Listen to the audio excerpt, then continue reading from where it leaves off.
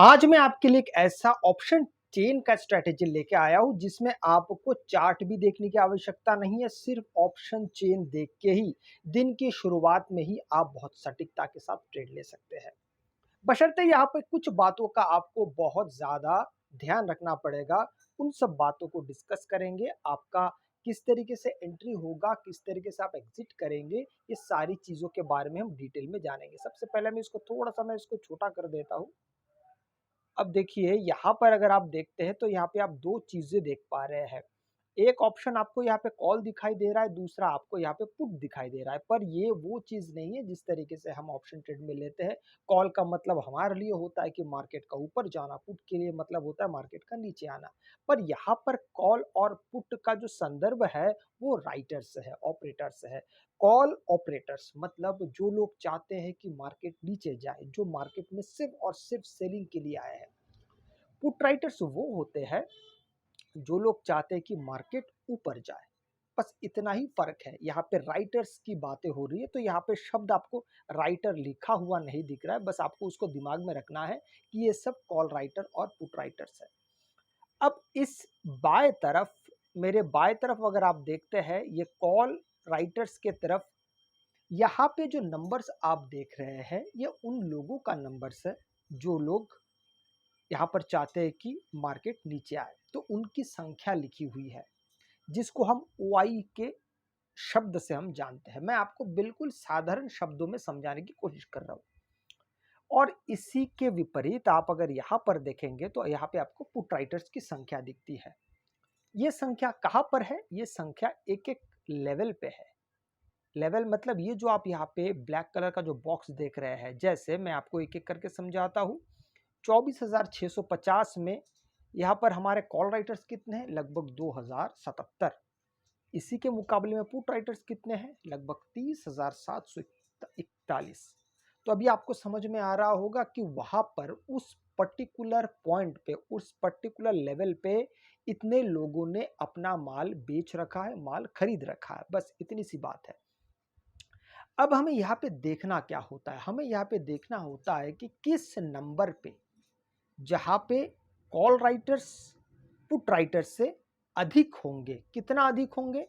कम से कम 2 गुना से ज्यादा। It should be greater than आपके पुट राइटर से। ये चीज क्या है?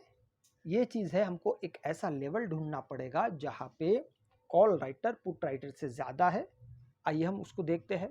तो यहां पर अगर हम देखते हैं तो यहाँ पे कॉल राइटर्स कितने हैं? 277। मार्केट बंद कहां पे हुआ इस बारे में जरा पहले भी चर्चा कर लेते हैं। 24,870 पे मार्केट बंद होता है। इसके आसपास कॉल राइटर्स और पुट राइटर्स कितने? मतलब सीधी भाषा में जहां पे मार्केट बंद हुआ है वहां पर किन लोगों की संख्या ज्यादा है? कॉल राइटर्स की या पुट राइटर्स की? आइए देखते हैं। यहां पर हम बहुत आसानी से देख पा रहे हैं कि यहाँ पे जो है कॉल राइटर्स लगभग 1000, माफ कीजिएगा, 1,01,003 है। और इसी के मुकाबले में यहाँ पे 85,988 है। मतलब अगर दोनों को समान अगर तराजू में तौला जाए तो कोई भी किसी से न ज्यादा है ना कम है, थोड़े बहुत कम है। लेकिन हमें कितना चाहिए? 2 गुना से ज्यादा। अभी हम यहाँ पे ढूंढते हैं कि हमें सबसे पहले कॉल राइटर्स ऐसे जगह पे चाहिए जहाँ पे हमको पुट राइटर से ज़्यादा मिले। अच्छा, एक बात और है कि जब चार्ट में हम देखते हैं तो मार्केट चार्ट में नीचे से ऊपर क्रमशः बढ़ता है। मतलब 1 2 3 4 5 ऐसे बढ़ता है, नीचे से ऊपर जाता है मार्केट। पर ऑप्शन चेन में हमेशा उल्टा होता है। उल्टा कैसे होता है? यहाँ पर होता है 1 2 3 4 5। मतलब जो बड़ी संख्या होगी लेवल पे वो हमेशा आपको नीचे दिखाई देगा। जैसे मार्केट यहां पर बंद हुआ है 870, अब देखिए नीचे जा रहा है 900, 950, 25,000, 25,000 50 से धीरे धीरे नीचे जा रहा है। तो हमें कॉल राइटर्स की संख्या ज्यादा कहाँ है वो ढूंढने के लिए थोड़ा सा हमको नीचे की तरफ जाना पड़ेगा। और हमको देखिए, मैं आपको बताता हूं, ये हमें मिल गया है।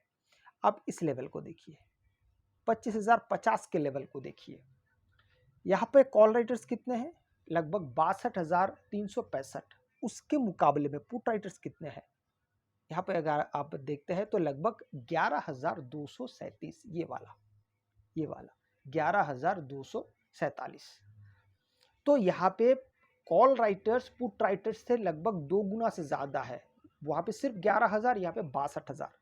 इसका अर्थ ये है कि मार्केट अगर कल के दिन कहीं पे का मतलब मान लीजिए मार्केट गैप अप खुलता है और 25,050 के आसपास जाता है। यहाँ पे एक बात और है, मार्केट कई बार होता है 50 पॉइंट पहुंचने से पहले ही रिवर्स हो जाता है। क्या अर्थ हुआ?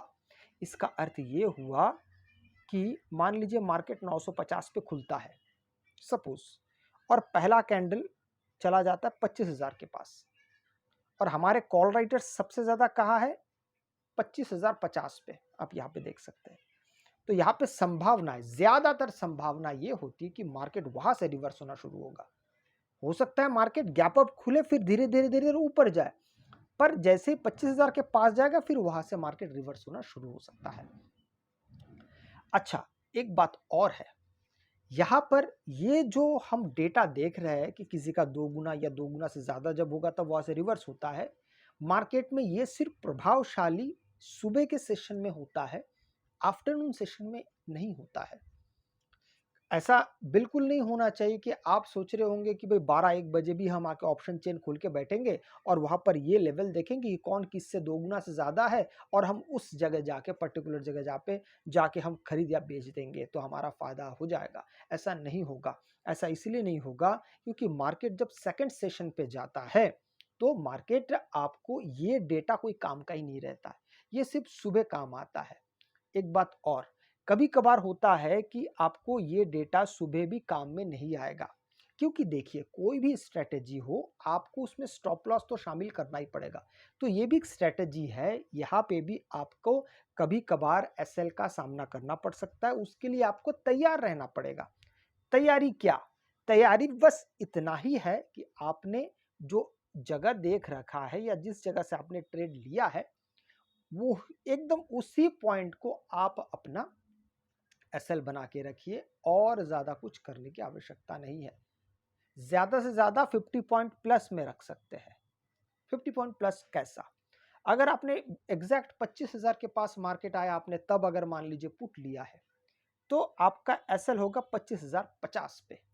अच्छा, एक बात और है, इसको आप प्रैक्टिस करके देखिएगा तो चीजें आपको ज्यादा अच्छे से आपको समझ में आने लगेगी कि जब तक हम प्रैक्टिस नहीं करते ना तब तक हमारे दिमाग में बहुत सारी बातें क्लियर नहीं हो पाता है।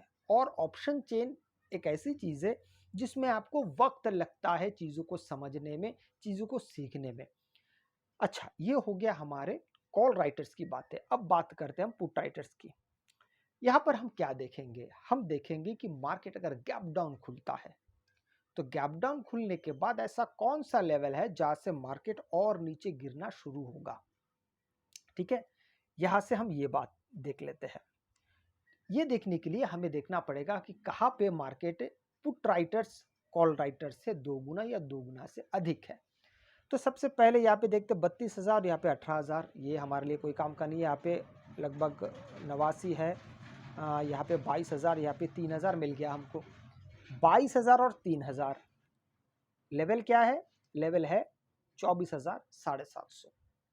तो आपका एसएल भी इसी जगह पे होगा।